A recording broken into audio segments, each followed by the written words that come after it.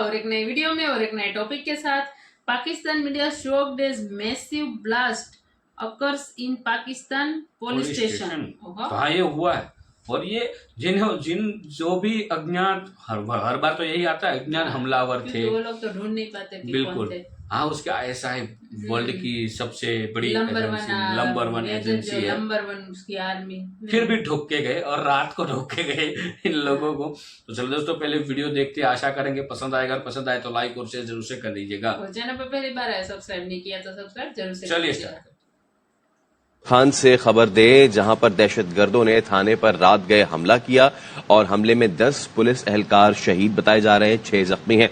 तो अब तो सबक सबने सीख लिया कि भाई मिल बैठकर करना होगा, क्योंकि ये जो कश्ती है जिसमें हम सारे सवार हैं, अगर हम इसको मजबूत नहीं करेंगे तो हम अपना सफर जारी नहीं रख सकेंगे ज्यादा हम आसानी से।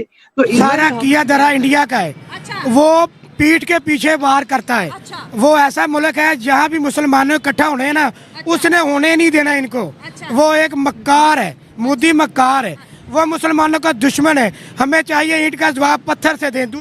आलमी सतह पर राब्तों में गैर मामूली तेजी देखने में आ रही है।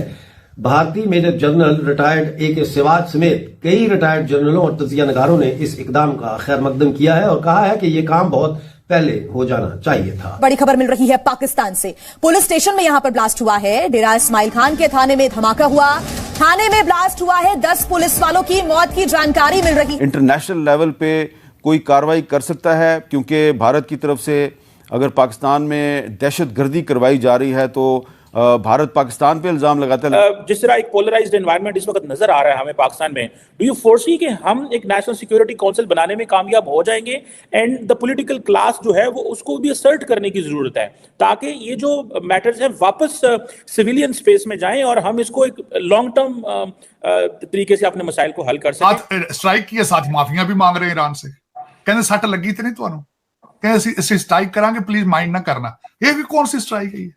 वो इस तरह ही एक पाकिस्तान पूरा सरेंडर साफ दिख रहा है और बलूचिस्तान पे अभी बलूचिस्तान में आगे आने वाले एक हफ्ते में बड़ा हमला होना चाहिए, ऐसी खबर भी आ रही है। जय हिंद दोस्तों, जैसा कि आप लोगों को पता होगा, एक और खबर निकल के सामने आई है जिसमें बताया जा रहा है कि पाकिस्तानी आर्मी पे एक और अटैक हुआ है और उनके 10 से ज़्यादा जवान। जैसा कि मैंने आप लोगों को रात में न्यूज़ दी थी कि पिछले 10 दिनों में 100 पाकिस्तानी जवान मारे गए, तो उसी में 10 और जोड़ लीजिए आप लोग, 110 हो गए। और बहुत भयंकर तरीके से अटैक किया गया ये, और जिन्होंने अटैक किया बताया जा रहा है BLA और BLF के थे। उनका जो मकसद है वो पाकिस्तान के किसी जगह पे प्रॉपर कैप्चर करना है। आप लोगों को जैसा पता होगा, मच का इलाका जो बलूचिस्तान का है उस पर ऑलरेडी टेक ओवर था, फिर उसको और बढ़ाने का या फिर उस इलाके को फिर पाकिस्तानी आर्मी ने अपने कब्जे से छुड़ाया था, या उसको फिर से अपने कंट्रोल में लेने के लिए, या जो भी है। आप लोगों को पता है कि बलोचों के साथ जो दुर्व्यवहार किया जाता है उनसे परेशान होकर, या जो भी आप लोग समझ लो, BLA की तरफ से एक और हमला किया गया। अच्छा, पाकिस्तानियों का जो मैं एंगल देख रहा हूँ वो पहले तो कह रहे हैं ये गलत है, इसके बाद उसमें भारत का एंगल जोड़ दे रहे हैं। तो जैसा कि आप लोगों को पता है, ये पाकिस्तानियों के घर में अगर जुड़वा बच्चे भी हो जाए तो ये कह देते हैं रॉ की साजिश है। इसमें भी ये रॉ की साजिश बता रहे हैं, लेकिन एक्चुअल रियलिटी जो ये है कि पाकिस्तानी जो पंजाबी मुस्लिम है उन्होंने बलोचों और दूसरे लोगों को इतना परेशान किया है कि वो अब अलग होना चाहते हैं और अलग होके दिखें।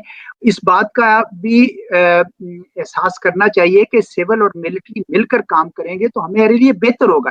इसमें ये बात नहीं है कि सिविल सुप्रीमेसी है या मिलिट्री सुप्रीमेसी है। मैं ये कहता हूं कि हम सारे इसी एक गाड़ी के पहिए हैं। हम सबको इसको सही तरह से शामिल होकर काम करना चाहिए। इसी को इलेक्टेड गवर्नमेंट को भी चाहिए कि इसी को आगे लेकर चले, तो फिर आप देखेंगे कि मामलात जो हैं वो पटरी से नहीं उतरेंगे। ये मेरा मकसद है कि इस बिल्कुल हो सकता है और आज इसकी अशद जरूरत है। इंटरनेशनल लेवल पे कोई कार्रवाई कर सकता है, क्योंकि भारत की तरफ से अगर पाकिस्तान में दहशतगर्दी करवाई जा रही है तो भारत पाकिस्तान पे इल्ज़ाम लगाता है, लेकिन पाकिस्तान के पास तो अब सबूत आ कि भारत की तरफ से पाकिस्तान में टारगेट किलिंग के लिए एक खुफिया नेटवर्क चलाया जा रहा था जो मुख्तलिफ लोगों की टारगेट किलिंग करता था, और ये जो टारगेट किलर्स हैं इनको एक थर्ड कंट्री से इनको कंट्रोल किया जा रहा था। पाकिस्तान की तरफ से आलमी सतह पे इंटरनेशनल लेवल पे भारत के खिलाफ हम क्या कदम उठा सकते हैं?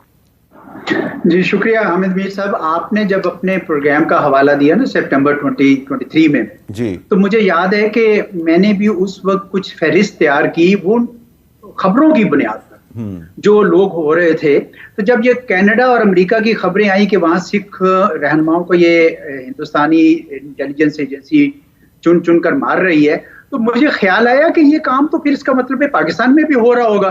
तो आज उसकी भी तस्दीक हुई है। और अभी जिस तरह आपने कुछ नाम लिए, मेरे पास कुछ और नाम भी थे इसके अंदर उसी फहरिस्त में। तो मुझे लगता है कि हिंदुस्तान जो है वो उसकी इंटेलिजेंस एजेंसी इतनी मुंहजोर हो गई है कि वो ये समझती है कि उनका कोई कुछ नहीं बिगाड़ सकता, तो वो दुनिया भर में अपने जो मुखालिफिन हैं उनको खत्म करना शुरू कर दें। और मुझे ये भी पता चला कि बड़े सोफिस्टिकेटेड तरीके से करने की कोशिश की है, जिसमें पाकिस्तानी जो हाथ हैं वो यानी लोग हैं उनको इस्तेमाल किया है। एक थर्ड कंट्री में, पता नहीं गल्फ में या कहीं बैठकर उन्होंने ये प्रोग्राम बनाए और बड़े तरीके से कि उनका एक को कहा कि ये कॉन्ट्रैक्ट तुम्हारा ठीक नहीं रहा और ये बंदा पैसे लेकर भाग गया है, तो कोई एजेंसी है। बिल्कुल सही कह रहे हैं अब्बास साहब। मूविंग ऑन, अब्बास साहब, आपने इस आर्टिकल में जिक्र किया है, जारी बात है, भारत और पाकिस्तान के हवाले से, क्योंकि हमारे लिए सबसे बड़ा एक, क्योंकि हमारा 70-75 साल से एक मसला भी है। आपने बात की है कि भारत हमें कहता है जी कि हम क्रॉस बॉर्डर टेररिज्म कराते हैं, पाकिस्तान भारत को कहता है कि वो पाकिस्तान में टेररिज्म करा रहा है। और आपने ये भी कहा कि हमें मिल के तो जो ट्रांसनेशनल टेररिज्म है उसको एलिमिनेट करना है। अब ऐसा क्या है कि भारत को कन्विंस किया जाए या भारत इस चीज़ को समझे कि यहाँ कोई थर्ड एक्टर बीच में आए जो ये कहे कि भाई और बहुत सारी ट्रांसनेशनल टेररिस्ट ऑर्गेनाइजेशंस हैं, हमें उनको एलिमिनेट करना है और भारत और पाकिस्तान को कोऑपरेट करना चाहिए, या कि आप समझते हैं कि भारत ने अपनी पोजीशन फिक्स कर ली हुई है कि बस पाकिस्तान से बात नहीं करनी और कश्मीर के मसले को टेररिज्म से लिंक कर दिया है और पाकिस्तान जी क्रॉस बॉर्डर टेररिज्म करा रहा है। कैसे भारत इससे निकल सकता है? क्योंकि पूरी दुनिया चाहती है ताल्लुकात बेहतर हों, लेकिन पूरी दुनिया की कैपेसिटी भी कोई नहीं है। अम्बेसडर, फ्रेंकली स्पीकिंग, कभी आप भी सारी बातें इन चीज़ों में इन्वॉल्व रहे हैं कि वो पुश कर सके। एक वक्त था वो कहते थे आओ टेबल पे बैठो, आज कोई पाकिस्तान को तो फिर भी शायद कह सकते हैं, भारत को कोई नहीं कह पा रहा। आप इसको कैसे देखेंगे? जी देखिए, मेरा ख्याल ये है कि हमें हिंदुस्तान की तरफ से जो इस वक्त रवैया है उस पे तो कोई आप ज्यादा नहीं काम कर सकते, क्योंकि अगर आप कोई कंसेशन भी देना चाहें तो वो उसको ये शो करते हैं कि ये हमारे दबाव में है। वो है कि हिंदुस्तान की इंटेलिजेंसिया जो है वो ये सोचे कि क्यों पाकिस्तान के साथ उनके ताल्लुकात अच्छे हैं, होने चाहिए, और उसके लिए बड़ा इस्तदलाल है जो मैं देखता हूँ कि बहुत सारे लोग उसका इदराक भी करते हैं। पहली बात तो ये है कि हिंदुस्तान का शुमाली सरहद चीन के साथ उसमें मसाइल हैं, और हिंदुस्तान की मशरकी सरहद भी चीन के साथ, पाकिस्तान के साथ, उसमें भी मसाइल हैं। और अगर वो टू फ्रंट सिचुएशन रखते हुए दुनिया में या अपने खित्ते में भी अगर वो अपना प्रोफाइल बढ़ाना चाहते हैं तो वो नहीं बढ़ा सकेंगे, पहली बात। दूसरी बात ये है कि वो ये कहते हैं कि जनाब जनूबी एशिया में तो हमारा असर और रसूख है, तो जब आप पाकिस्तान को इस नहज पे पहुंचाएंगे तो पाकिस्तान के अंदर कभी अमेरिका अपना असर और रसूख बढ़ाएगा, कभी चीन अपना असर और रसूख बढ़ाएगा। तो क्या ही बेहतर हो कि हिंदुस्तान पाकिस्तान से अच्छे ताल्लुकात करे, तो फिर किसी और तरफ जाने की जरूरत नहीं रहेगी, दोनों मुल्क अच्छे तरीकों से आपस में रहें। और तीसरी बात यह है कि वहां पे हिंदुस्तान अगर ये समझता है कि वो एक ऐसे रास्ते पे चल निकलेगा जिसमें वो एक हिंदू रियासत बना, बस तो जो लोग हमें सुरक्षा देते हैं, हमें मतलब ये पाकिस्तानियों की मैं बात कर रहा हूँ, वो ही सुरक्षित नहीं है पाकिस्तान में। और ये बात इसको ही कुछ रात को उड़ा कर, बिल्कुल ये बात कर रहे हैं, बात जज्बे की बात करते हैं, ठीक है। ये अब तो वहां पे हर लोग 72 हुरों के पास जा रहे हैं। और ये जो एक बंदा बोल रहा था ना कि पीठ पीछे वार करे, वो भारत नहीं हो सकता। भारत उसका गला कटवा लेगा कभी भी, किसी के भी